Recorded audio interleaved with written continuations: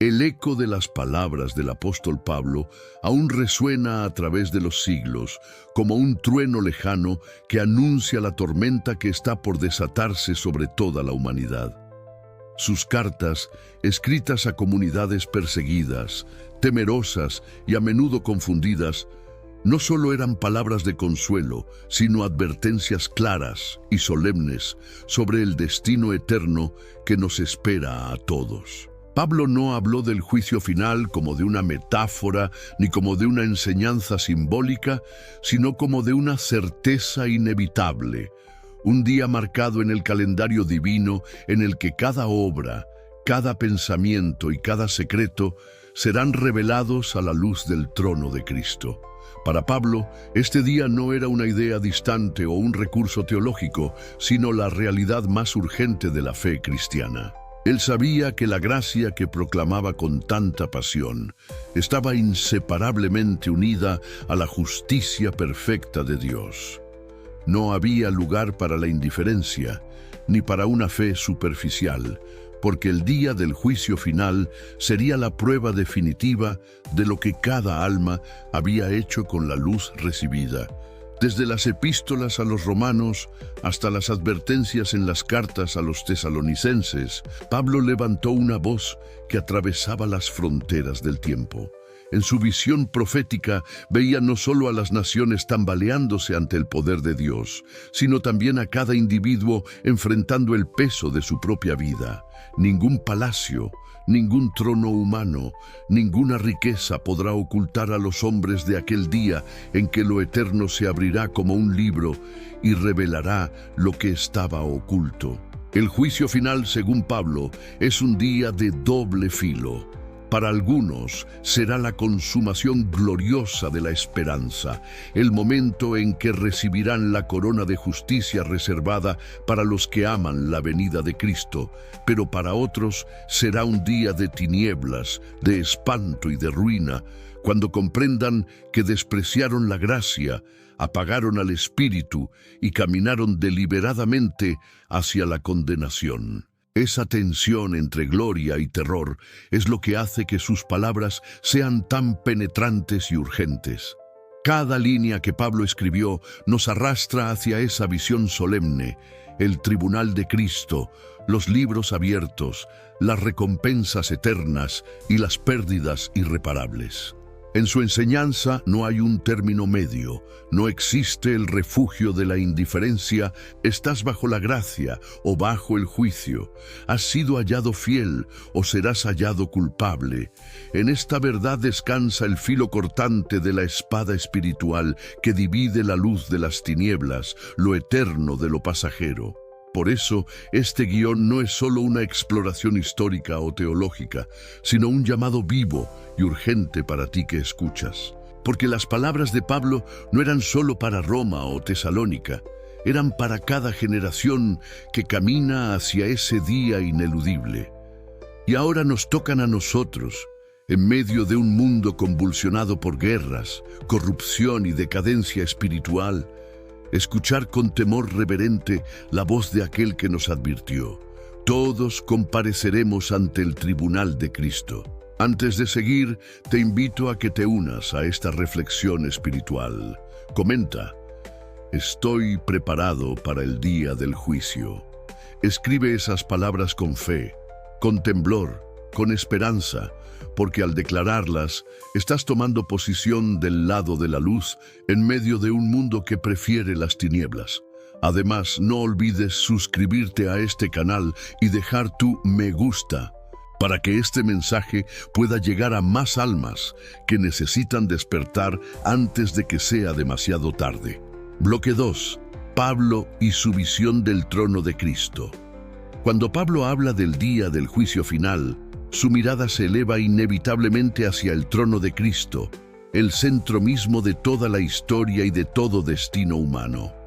Para él, ese trono no era un símbolo abstracto ni un concepto teológico distante, sino una realidad gloriosa y aterradora al mismo tiempo que aguardaba en el horizonte eterno. Desde allí, el Hijo del Hombre, Aquel que fue humillado en la cruz aparecerá investido con toda autoridad para juzgar a vivos y muertos. El mismo Jesús que ofreció misericordia será también el juez que revelará la verdad oculta de los corazones. Pablo entendía que la cruz y el juicio eran dos caras de la misma moneda divina. Quien se acercaba a la cruz con fe encontraba perdón, restauración y vida eterna, pero quien despreciaba ese sacrificio, inevitablemente se presentaría ante el tribunal sin cobertura, desnudo en su culpa, frente a la santidad absoluta de Cristo.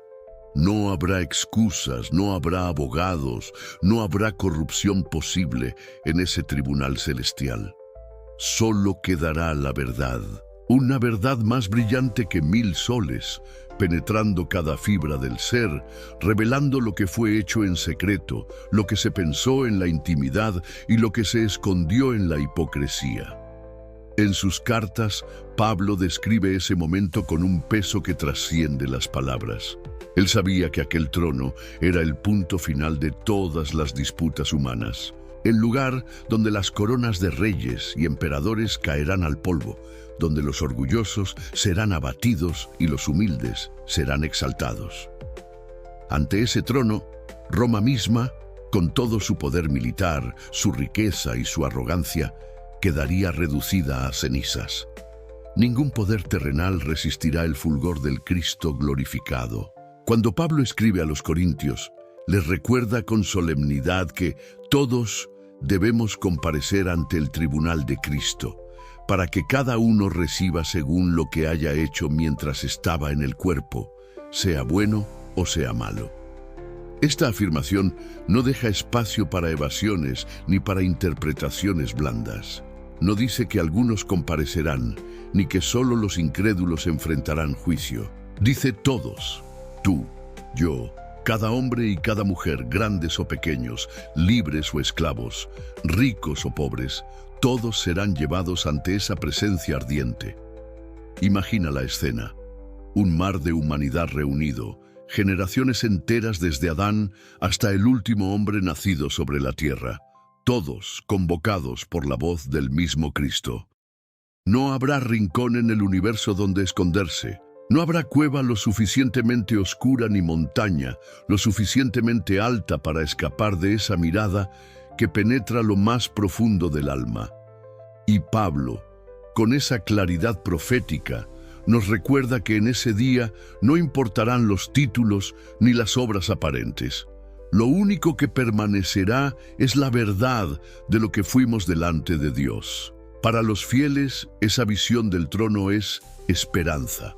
Es el momento en que aquel a quien amaron y sirvieron en la fe, aunque nunca lo vieron con sus ojos, finalmente se mostrará en gloria. Es el instante en que los sufrimientos, las persecuciones y las lágrimas serán convertidas en gozo eterno. Pero para los que rechazaron la gracia, el trono será el lugar del terror definitivo, porque comprenderán demasiado tarde que el mismo Jesús, al que despreciaron, es ahora el juez ante el cual no hay apelación. Así, la visión del trono en la enseñanza de Pablo no es simplemente una imagen para impresionar, sino una advertencia viva. Nos obliga a reflexionar, a examinar el corazón y a tomar una decisión mientras todavía hay tiempo. Porque si algo deja claro el apóstol, es que ese día no habrá neutralidad. Cada rodilla se doblará y cada lengua confesará que Jesucristo es el Señor, pero no todos lo harán para salvación. Unos lo harán en gozo, otros en desesperación. Bloque 3. La revelación del día de ira en Romanos.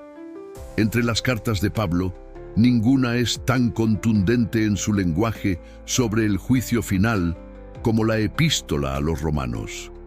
Allí, el apóstol desnuda la condición humana sin adornos, describiendo a toda la humanidad bajo pecado, sin excepción ni privilegio, y levantando la figura del día de ira como un horizonte inevitable hacia el cual cada hombre camina. No es un juicio parcial, no es un castigo temporal, sino el momento en que la justicia eterna de Dios será manifestada con fuego purificador y destructor al mismo tiempo. Pablo no suaviza sus palabras porque sabe que el peligro de la complacencia espiritual es mortal. Él proclama con claridad: por tu dureza y por tu corazón no arrepentido, atesoras ira para ti en el día de la ira y de la revelación del justo juicio de Dios. Esta declaración no admite ligereza. Pablo está hablando a una comunidad en la que había tanto judíos orgullosos de la ley como gentiles atrapados en la idolatría. A ambos les recuerda que ninguno puede escapar, que la justicia divina no se mide por apariencias ni por tradiciones religiosas, sino por la verdad de lo que cada uno ha hecho. El día de ira es la consumación de esa justicia, el día en que se hará evidente que Dios no hace acepción de personas. Ni la circuncisión, ni los rituales, ni las obras externas podrán salvar cuando el fuego de la mirada de Cristo atraviese hasta lo más íntimo del corazón. La fuerza de esta advertencia está en que Pablo la coloca en términos de acumulación. Atesoras ira para ti, como si cada acto de rebeldía, cada mentira, cada injusticia, cada hipocresía se fuese guardando en un cofre invisible, que un día será abierto delante del tribunal. Nada se pierde en el olvido, nada queda oculto en las sombras. Y cuando ese cofre sea abierto en el día de la ira, la propia vida del hombre será su acusación. Este es el retrato más crudo de la justicia divina. No hay escape, porque el testimonio contra nosotros está inscrito en nuestras propias acciones. Al hablar del día de ira, Pablo también señala el contraste entre los que buscan la gloria, la honra y la inmortalidad, y los que se entregan a la injusticia. Para unos habrá vida eterna, para otros indignación y enojo. Esta dualidad refleja la tensión entre la gracia ofrecida en Cristo y la justicia que no puede ser burlada. El día de ira es, entonces, la frontera definitiva. O recibes la vida en Cristo, o cosechas la condena que tus propias obras han sembrado. Imagina por un momento la escena descrita en Romanos. Hombres y mujeres, reyes y siervos, filósofos y soldados, todos de pie ante un tribunal donde no se admite soborno ni engaño. Cada argumento humano se derrumba ante la santidad de Dios. Y ese día, lo que fue excusa en la tierra se convierte en evidencia en el cielo. Pablo lo sabe y por eso escribe con urgencia, no como un académico que elabora un tratado, sino como un profeta que grita a una generación dormida que despierte antes de que el reloj marque la hora final. En el trasfondo de la carta, Roma era la ciudad del poder, la arrogancia y el esplendor. Pero Pablo recuerda a sus habitantes que ninguna gloria humana podrá resistir el día de ira. Los emperadores que se hacían adorar como dioses serán reducidos a polvo, y los soldados que sembraban terror en las provincias del imperio quedarán impotentes ante el juez eterno. El día de ira no respeta imperios ni ejércitos porque la justicia de Dios es absoluta y su veredicto es inapelable.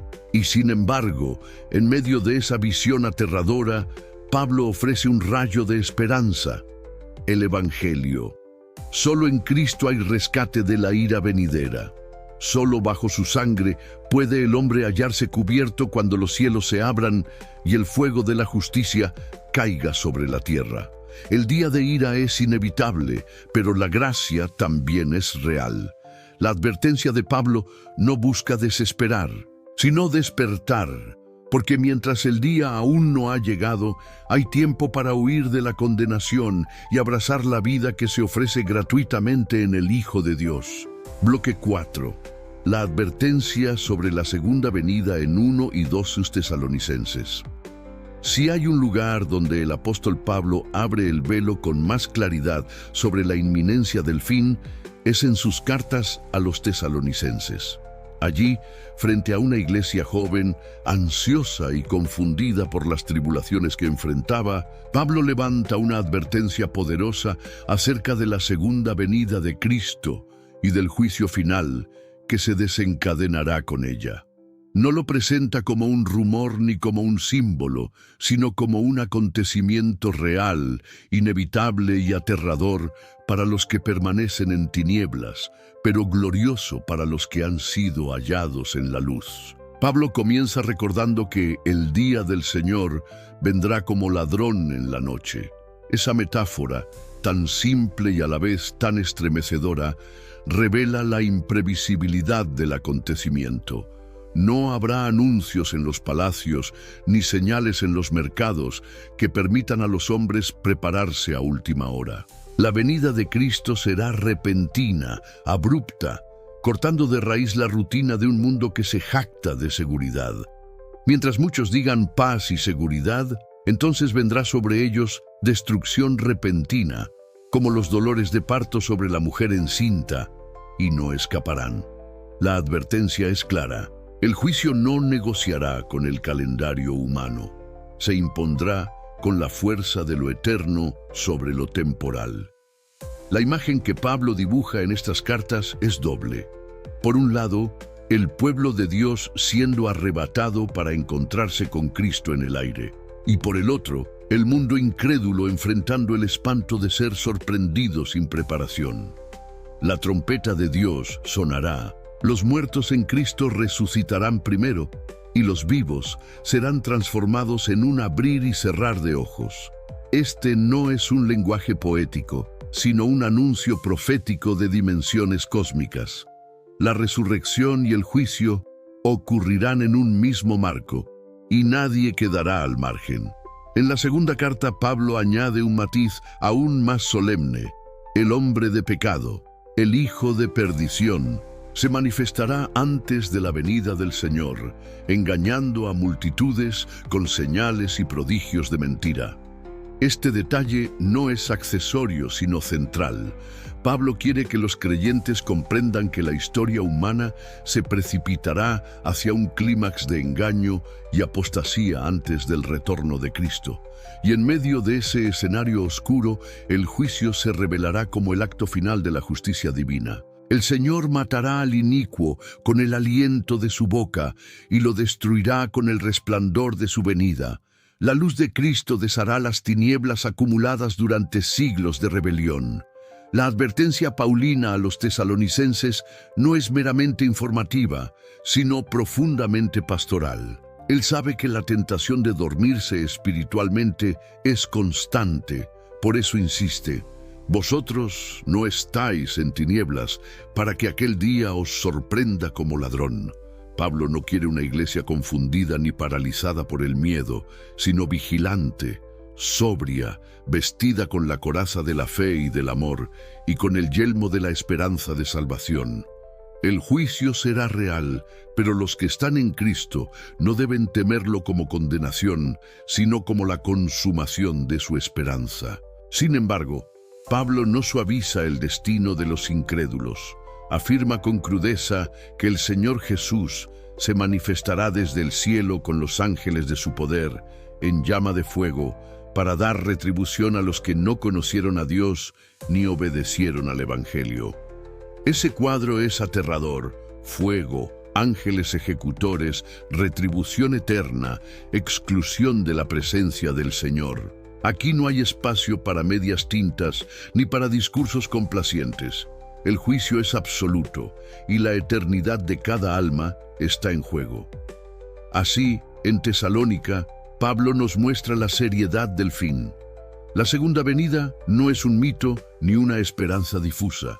Es un día fijado por Dios, un día en el que las trompetas resonarán sobre un mundo adormecido, despertando tanto a los que esperan con fe como a los que se burlaron con incredulidad. Y en ese instante, el reloj de la gracia se detendrá y comenzará la eternidad, con Cristo como Rey y Juez sobre todo lo creado. Bloque 5. El Tribunal de Cristo. Recompensas y pérdidas. Cuando Pablo habla del Tribunal de Cristo, no se refiere a un concepto vago ni a un símbolo para asustar, sino a una escena real que cada alma experimentará en carne propia. Él insiste con firmeza en que todos debemos comparecer ante el tribunal de Cristo, para que cada uno reciba según lo que haya hecho en el cuerpo, sea bueno o sea malo.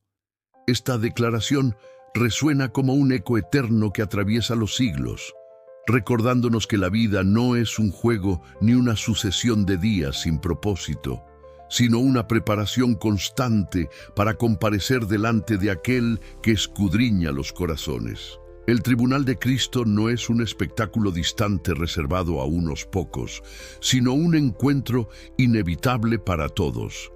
Allí no habrá multitudes anónimas en las que esconderse, ni máscaras que oculten la verdadera identidad de cada persona. El fuego de la mirada divina atravesará cada palabra, cada decisión y cada acción realizada en la vida. Y lo que Pablo subraya con solemnidad es que este juicio será justo, sin error ni parcialidad. Dios no se dejará impresionar por títulos, linajes, riquezas o apariencias. La balanza de la eternidad pesa los motivos ocultos, las intenciones secretas, lo que nadie más vio, pero que estuvo grabado en el alma. En sus cartas a los Corintios, Pablo describe este tribunal con una imagen impactante. Nuestras obras serán probadas como por fuego. Lo que fue edificado sobre el fundamento de Cristo con oro, plata y piedras preciosas, resistirá y brillará con mayor gloria. Pero lo que fue levantado con madera, heno y hojarasca, será consumido en un instante. Esta metáfora muestra que no todas las obras tienen el mismo peso en la eternidad. Habrá recompensas para aquellos que sirvieron con fidelidad, que caminaron en la verdad y que vivieron en obediencia sincera. Pero también habrá pérdida para los que vivieron de manera superficial, construyendo con materiales que no soportan la prueba del fuego eterno. La palabra de Pablo es dura porque revela que incluso entre los salvos habrá diferencia. Algunos recibirán la corona incorruptible, el galardón preparado por el Señor para los que le fueron fieles hasta el final. Otros, aunque salvos, verán consumirse gran parte de lo que hicieron, quedando desnudos de gloria, como quien se salva así como por fuego. Esta escena no debe interpretarse como una amenaza vacía, sino como una advertencia llena de amor. Dios no permitirá que el esfuerzo fiel pase desapercibido, pero tampoco dejará sin juicio lo que fue hecho con vanidad o con egoísmo. Imagina ese momento, el tribunal no como una corte humana, sino como un escenario celestial iluminado por la gloria de Cristo. Las obras de cada persona arden como antorchas encendidas ante los ojos de todos. Algunas resplandecen y permanecen, brillando como testimonio eterno de fidelidad. Otras, en cambio, se desintegran en cenizas, revelando que detrás de ellas no había sustancia espiritual. Qué estremecedor será ver recompensas perdidas, oportunidades desperdiciadas, llamados ignorados. Pablo quiere que su audiencia comprenda que la gracia no elimina la responsabilidad, sino que la eleva a un nivel eterno. El tribunal de Cristo es, por tanto, un llamado a la sobriedad. La vida cristiana no se trata solo de evitar el pecado, sino de construir con fidelidad sobre el fundamento inquebrantable de Cristo. Cada palabra, cada acto de servicio, cada gesto de amor, cada sacrificio escondido cuenta. Nada se olvida, nada se pierde. Todo será pesado en la balanza de lo eterno. Para unos, ese día será la coronación de una vida entregada. Para otros, la vergüenza de ver cuánto se desvaneció por haber vivido para sí mismos.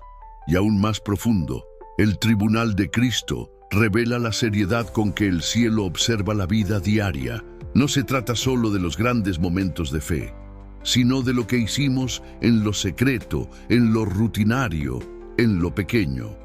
Cada decisión cotidiana es una semilla que germina en eternidad, y en el tribunal veremos el fruto de lo que sembramos. Pablo no podía ser más claro. Lo que se siembra en el espíritu se cosecha en gloria. Lo que se siembra en la carne se cosecha en pérdida. El tribunal no miente, no se equivoca, no se retrasa. Bloque 6. La diferencia entre condenación y salvación según Pablo. En la enseñanza de Pablo sobre el juicio final, una tensión atraviesa cada línea. La diferencia radical entre los que reciben salvación y los que enfrentan condenación. Para el apóstol no existe un término medio, ni una tercera vía donde refugiarse. El día del Señor dividirá definitivamente a la humanidad en dos destinos irreconciliables. Por un lado, aquellos que se aferran a la gracia de Cristo, sellados por su Espíritu, serán recibidos en gloria. Por el otro, quienes rechazaron esa gracia quedarán expuestos a la condenación eterna. Esta dualidad es el corazón mismo del Evangelio paulino: salvación por gracia, juicio por incredulidad. Cuando Pablo escribe a los romanos, insiste en que ninguna condenación hay para los que están en Cristo Jesús. Estas palabras son bálsamo para el creyente, pero también revelan que la condenación es real y que solo en Cristo hay escape. Estar en Cristo significa haber recibido su vida, haber pasado de la muerte a la vida, haber sido justificado por la fe. Los que están fuera de Él, sin embargo, permanecen bajo la ira de Dios. Así, la salvación no es una recompensa a los esfuerzos humanos, sino un regalo inmerecido, y la condenación no es un castigo arbitrario, sino la consecuencia natural de rechazar ese regalo. Pablo subraya esta diferencia al hablar del tribunal. Unos serán recompensados con vida eterna, otros recibirán ira e indignación. No hay términos ambiguos ni zonas grises. La justicia de Dios es absoluta y el veredicto depende de una sola cosa: ¿qué hiciste con Cristo? Para los salvos, el juicio será la confirmación de la gracia ya recibida, el inicio de una eternidad en la presencia de Dios. Para los condenados, será la revelación de que despreciaron al único que podía salvarlos. Ese contraste tan radical y solemne debería estremecer a cualquiera que lo escuche. La condenación, según Pablo, no es solo el castigo final en el lago de fuego, sino un estado espiritual que ya comienza en la vida presente. El hombre que vive en la carne, entregado al pecado, está acumulando ira para el día de la ira. Su vida misma es un testimonio contra él. Cada pecado es una prueba añadida al expediente que se abrirá en el tribunal. En cambio, el creyente que ha sido justificado por la fe vive en libertad, porque ya no camina bajo la ley del pecado y de la muerte, sino bajo la ley del Espíritu de vida en Cristo Jesús. El juicio confirmará esa diferencia, no la inventará. Imagina el impacto de estas palabras en los oyentes de Pablo. Una comunidad de creyentes rodeada de persecuciones, idolatría y tentaciones. Para ellos, saber que ninguna condenación había en Cristo era la fuente de una esperanza indestructible, pero al mismo tiempo, la advertencia de que los incrédulos serían destruidos con el resplandor de la venida del Señor les recordaba la urgencia de mantenerse firmes. No se trataba de un mensaje para atemorizar, sino de una visión clara de lo que estaba en juego: la eternidad. Y es aquí donde la voz de Pablo se vuelve tan actual. El mundo moderno, como el antiguo, quiere diluir la idea de condenación, suavizarla, reducirla a un símbolo, pero Pablo nunca lo hizo. Para él, la salvación y la condenación son realidades absolutas, tan ciertas como el amanecer y el ocaso. El día del juicio será el momento en que esas realidades se harán visibles para todos, cuando los libros se abran y quede revelado quién está en Cristo y quién permanece en rebeldía. La diferencia es eterna y no puede subestimarse. Los salvos heredarán un reino inconmovible, verán a Cristo cara a cara, serán transformados a su imagen gloriosa y participarán de una eternidad de gozo. Los condenados, en cambio, serán arrojados a una separación irreversible, excluidos de la presencia de Dios, enfrentando el peso de su propia decisión. Pablo no suaviza esta verdad, porque sabe que la eternidad está en juego. Cada palabra suya es un llamado a decidir, a correr hacia Cristo antes de que sea demasiado tarde. Bloque 7. La transformación de los cuerpos en la resurrección. Entre las visiones más gloriosas y al mismo tiempo más enigmáticas de Pablo acerca del juicio final está la transformación de los cuerpos en la resurrección. En sus cartas, especialmente en 1 Corintios 15 y 1 Tesalonicenses 4, el apóstol describe con una solemnidad casi indescriptible el momento en que los muertos en Cristo se levantarán y los vivos serán transformados en un abrir y cerrar de ojos. No se trata de una idea filosófica ni de un mito piadoso para consolar a los afligidos, sino de una verdad que constituye el corazón mismo de la esperanza cristiana. La corrupción será vestida de incorrupción, la mortalidad se disolverá en inmortalidad, y la carne debilitada por el pecado será reemplazada por un cuerpo glorificado semejante al de Cristo resucitado. Pablo deja claro que la resurrección no es la simple reanimación de un cadáver ni la repetición de una vida terrenal limitada, sino una transformación radical. El cuerpo natural, sujeto a enfermedad, dolor, cansancio y muerte, será sustituido por un cuerpo espiritual, incorruptible, preparado para la eternidad. En este misterio se esconde la culminación del plan de redención. Lo que fue sembrado en debilidad se levantará en poder. Lo que fue sembrado en deshonra se levantará en gloria.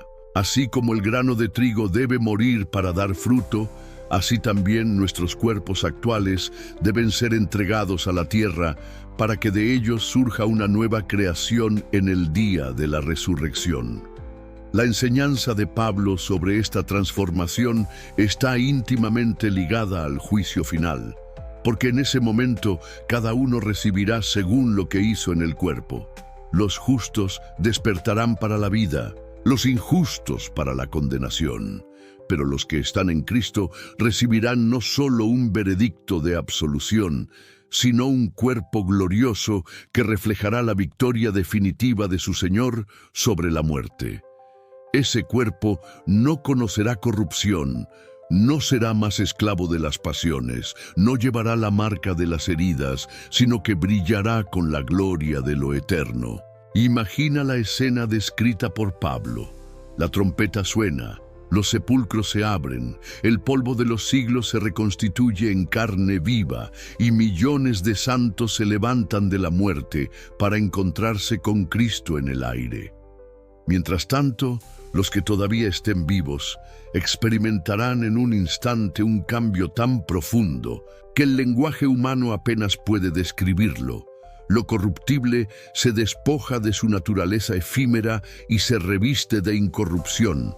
Lo mortal deja atrás la sombra de la tumba y se reviste de inmortalidad. El último enemigo, a muerte, será destruido para siempre, y el grito de victoria resonará en todo el universo. ¿Dónde está, oh muerte, tu aguijón? ¿Dónde, oh sepulcro, tu victoria? Pero esta visión gloriosa también es un recordatorio solemne, porque esa transformación no será para todos, sino para los que estén en Cristo. Los incrédulos también resucitarán, pero no para recibir cuerpos glorificados, sino para enfrentar el juicio y la condenación. La resurrección será universal, pero la naturaleza del cuerpo recibido dependerá del destino eterno. Unos brillarán como el sol en el reino de su Padre. Otros despertarán para confusión perpetua y vergüenza eterna. Esta diferencia radical es lo que hace del mensaje de Pablo no solo un consuelo, sino una advertencia. En la resurrección se consumará la esperanza de los que perseveraron en la fe, de los que lloraron con esperanza, de los que murieron aguardando la promesa. El apóstol quiere que sus lectores comprendan que su sufrimiento presente, sus dolores y enfermedades no son el final. Hay un día señalado en el que todo será restaurado, cuando la creación misma, que gime bajo esclavitud, será liberada de la corrupción. Ese día, el cuerpo humano dejará de ser un símbolo de fragilidad y se convertirá en un testimonio eterno de la gloria de Dios. Así, la enseñanza de Pablo sobre la transformación de los cuerpos no es un detalle secundario, sino el núcleo de la victoria del Evangelio sobre la muerte.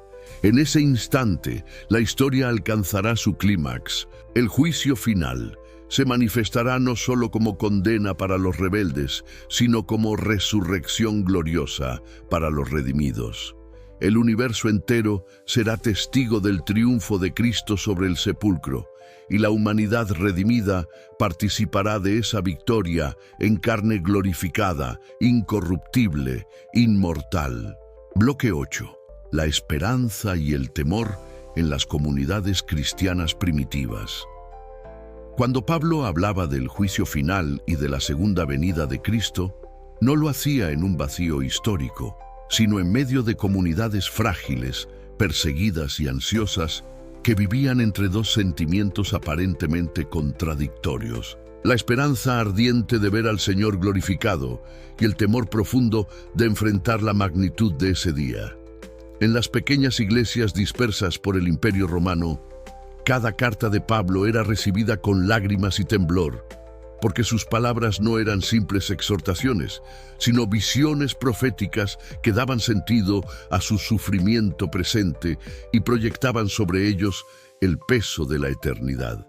Por un lado, estaba la esperanza para los creyentes que vivían en la marginalidad, despreciados por su fe, burlados por los filósofos y perseguidos por los poderosos. La promesa del juicio final era la certeza de que la injusticia no tendría la última palabra. Ellos sabían que sus lágrimas no eran inútiles, que su fidelidad no sería olvidada, que sus muertos no habían desaparecido en la nada. Cada vez que Pablo hablaba de la resurrección, de la corona de justicia, de la gloria venidera, sus corazones se inflamaban con un gozo indestructible. Para ellos, el día del Señor significaba vindicación, el amanecer después de la noche de persecución. Era la promesa de que aquel que había sido crucificado injustamente volvería en gloria para juzgar con equidad y dar descanso a los suyos. Pero al mismo tiempo estaba el temor, porque Pablo no escondía la otra cara del juicio: el fuego, la ira, la retribución eterna. En cada congregación había quienes titubeaban, quienes luchaban contra la tentación, quienes aún no habían entregado por completo su corazón a Cristo. Para ellos, las palabras del apóstol eran como martillazos en la conciencia. Escuchar que todos compareceremos ante el tribunal de Cristo o que vendrá destrucción repentina era estremecedor. Ese temor no era un simple recurso retórico, sino un llamado real a vivir en sobriedad y vigilancia. El día del Señor, aunque glorioso, sería también terrible para los que se encontraran desprevenidos. Imagina la escena: un grupo de cristianos reunidos en una casa, a la luz tenue de una lámpara de aceite, escuchando a un lector proclamar en voz alta la carta recién llegada de Pablo. Cada palabra sobre el día de la ira, sobre la resurrección y sobre el tribunal de Cristo caía como fuego en el corazón de los oyentes. Algunos lloraban de esperanza, recordando a sus seres queridos que habían muerto en la fe. Otros temblaban de miedo, conscientes de sus pecados ocultos. En esas pequeñas reuniones, la esperanza y el temor se entrelazaban, produciendo una fe profunda, real y urgente. Pablo no buscaba sembrar desesperación, sino despertar. Él sabía que el temor podía ser el inicio de la sabiduría, el punto donde el alma se vuelve hacia Dios con sinceridad. Y al mismo tiempo, quería que la esperanza fortaleciera a los fieles, que comprendieran que su sufrimiento no era en vano que la gloria venidera superaría con creces las aflicciones del presente. Esa tensión entre esperanza y temor fue de hecho el motor que sostuvo a las comunidades cristianas primitivas frente a la persecución, frente a la burla del mundo y frente a la tentación de rendirse. En nuestro tiempo, donde todo busca ser suavizado, donde el mensaje del Evangelio se presenta a menudo sin cruz y sin juicio, es difícil imaginar la intensidad con que aquellos primeros creyentes recibían las palabras de Pablo. Pero quizás por eso su fe era tan viva, porque entendían que estaban entre la espada y la gloria, entre la condenación y la salvación. Para ellos, el juicio final no era una teoría, sino una certeza inminente que daba forma a cada decisión diaria. Vivían como si el Señor pudiera venir en cualquier momento, y esa expectativa moldeaba sus pensamientos, sus relaciones y hasta su disposición a sufrir la muerte. Así, esperanza y temor no eran emociones opuestas, sino dos caras de una misma fe. El temor los mantenía sobrios, vigilantes, apartados del pecado. La esperanza los sostenía en medio de las pruebas, recordándoles que su lucha tenía un fin glorioso. Juntas, estas dos fuerzas forjaron una generación de creyentes dispuestos a morir por Cristo, convencidos de que en el día del juicio el Señor vindicaría su fe y los vestiría de inmortalidad. Bloque 9. El papel del Espíritu Santo en el juicio. En las enseñanzas de Pablo sobre el juicio final hay una figura que, aunque muchas veces pasa desapercibida, ocupa un lugar central en su comprensión del destino eterno: el Espíritu Santo. Para el apóstol, el Espíritu no es solamente el consolador que fortalece en la debilidad presente, sino también el sello de garantía que certifica a los que heredarán la vida eterna.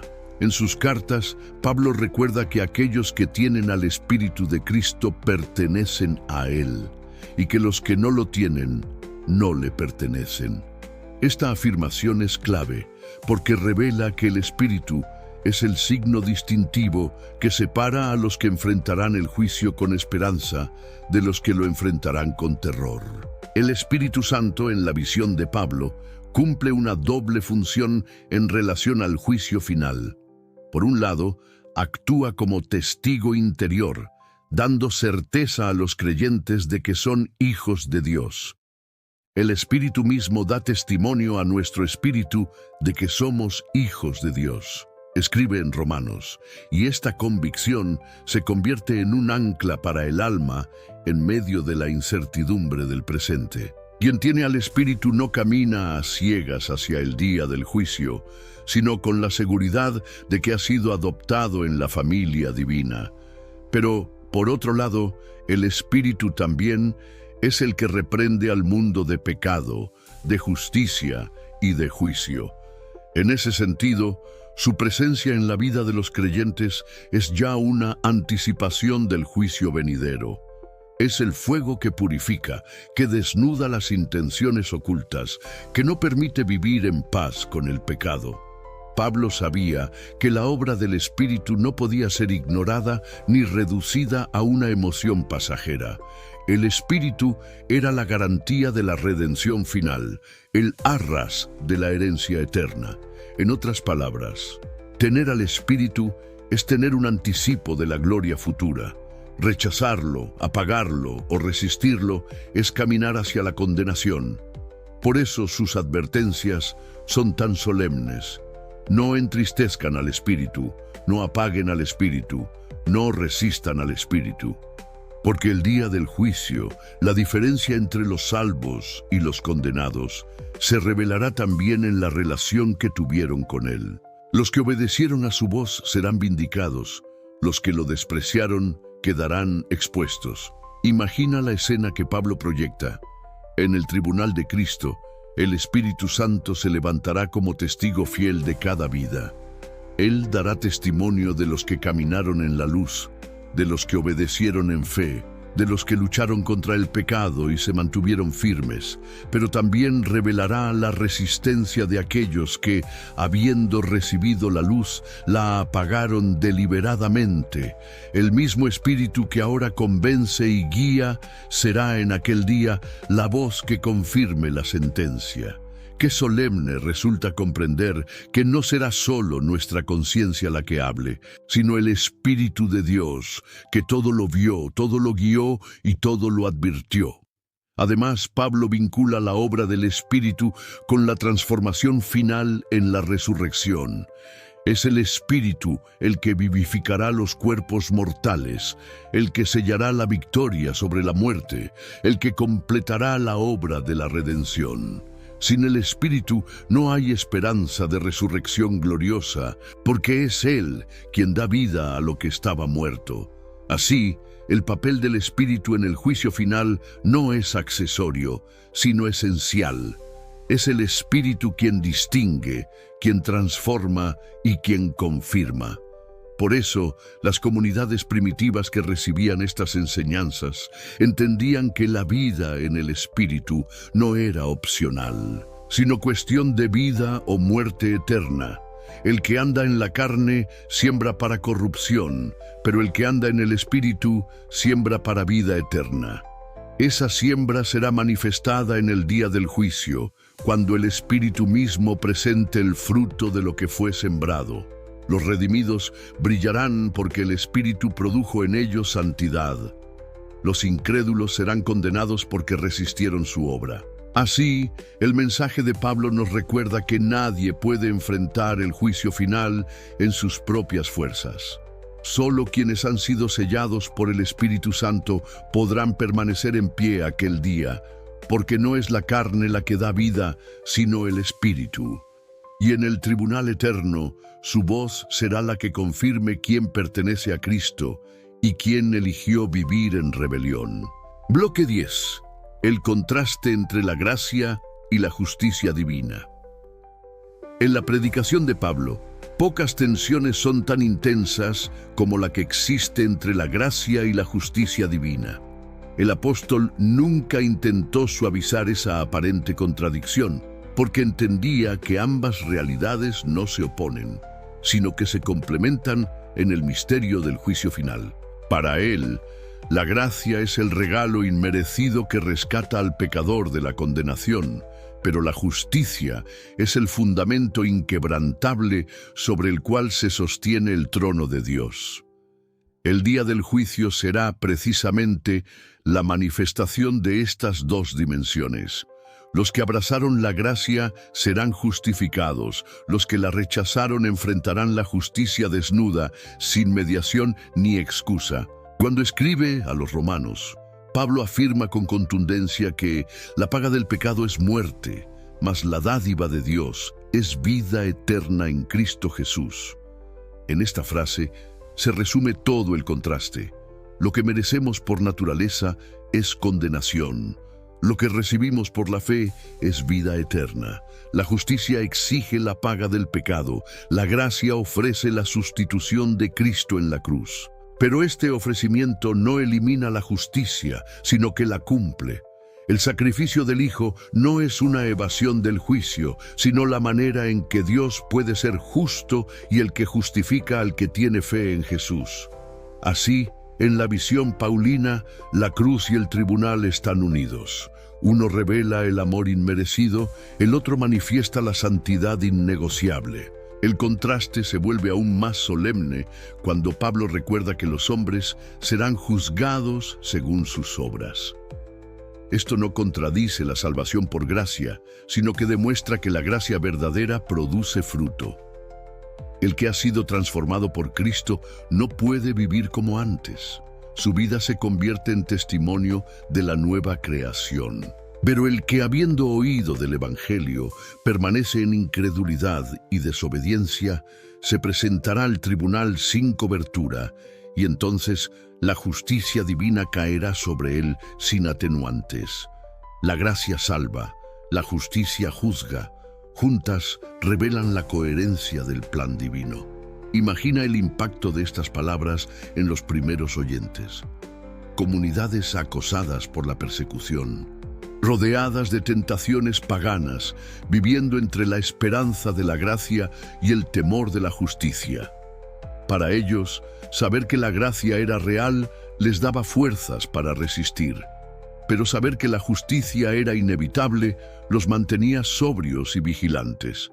Esta tensión no era un defecto del mensaje, sino su poder, porque la gracia sin justicia se convierte en permisividad, y la justicia sin gracia en desesperación. Solo cuando ambas se mantienen en equilibrio, la fe encuentra su firmeza. El día del juicio será, en ese sentido, la revelación definitiva de quién abrazó la gracia y quién la despreció.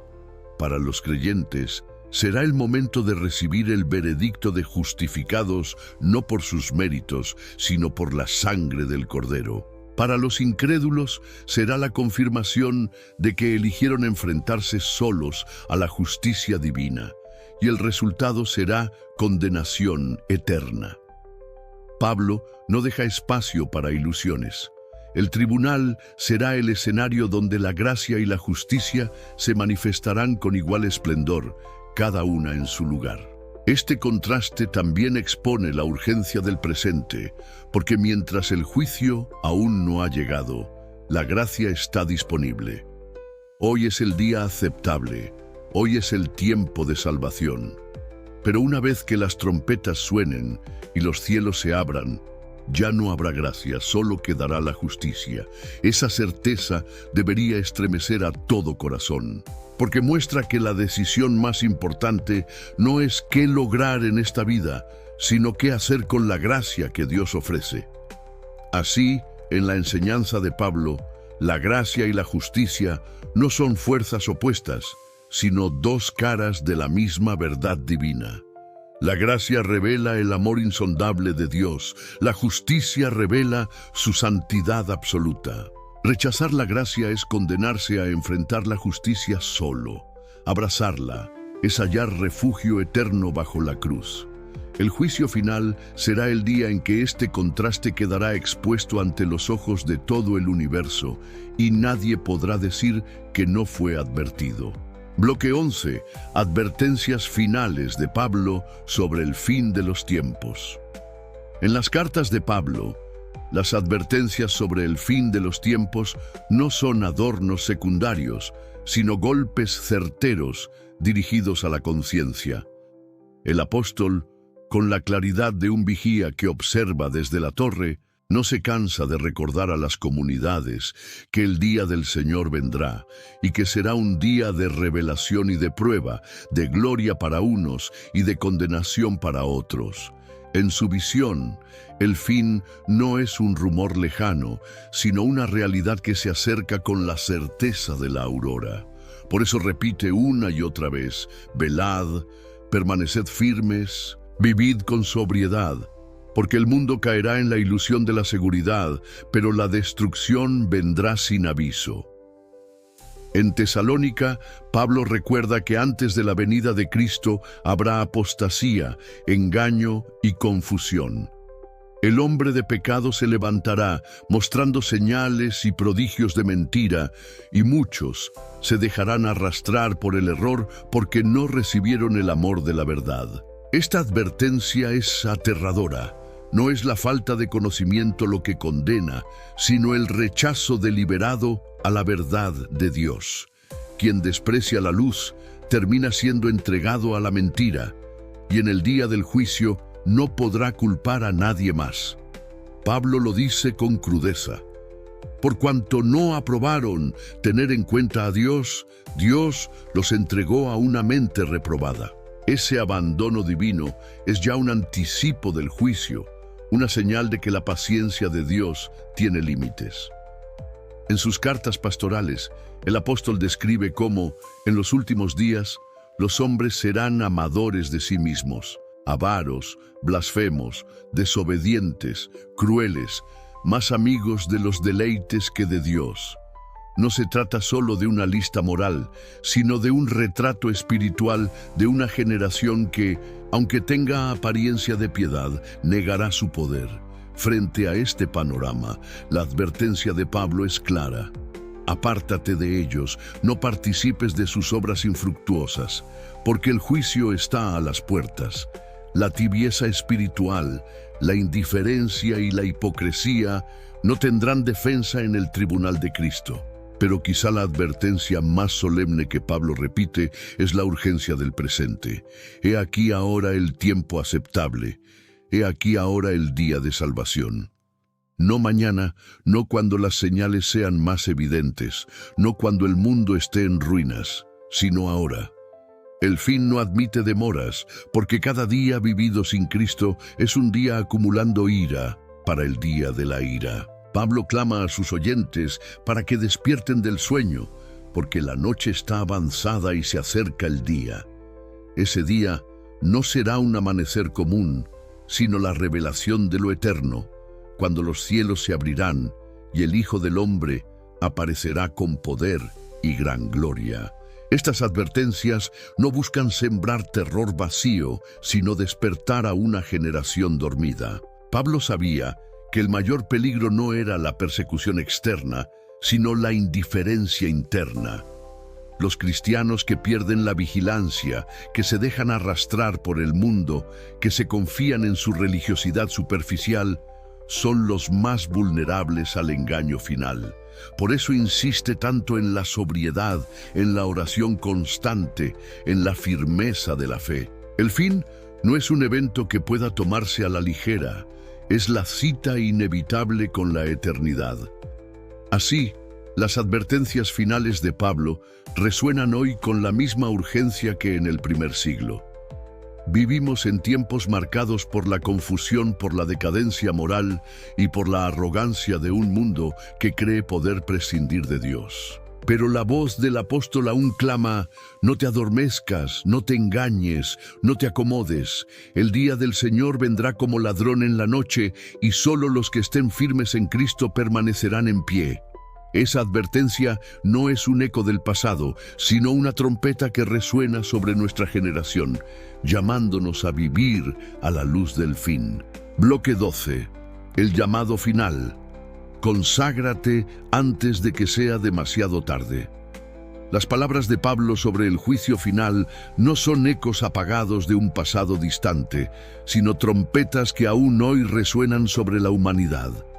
El apóstol, que dedicó su vida entera a anunciar a Cristo, sabía que la culminación de la historia no sería un ciclo más, ni una repetición de los errores humanos, sino el día solemne en que cada hombre y cada mujer comparecerán ante el tribunal del Hijo de Dios.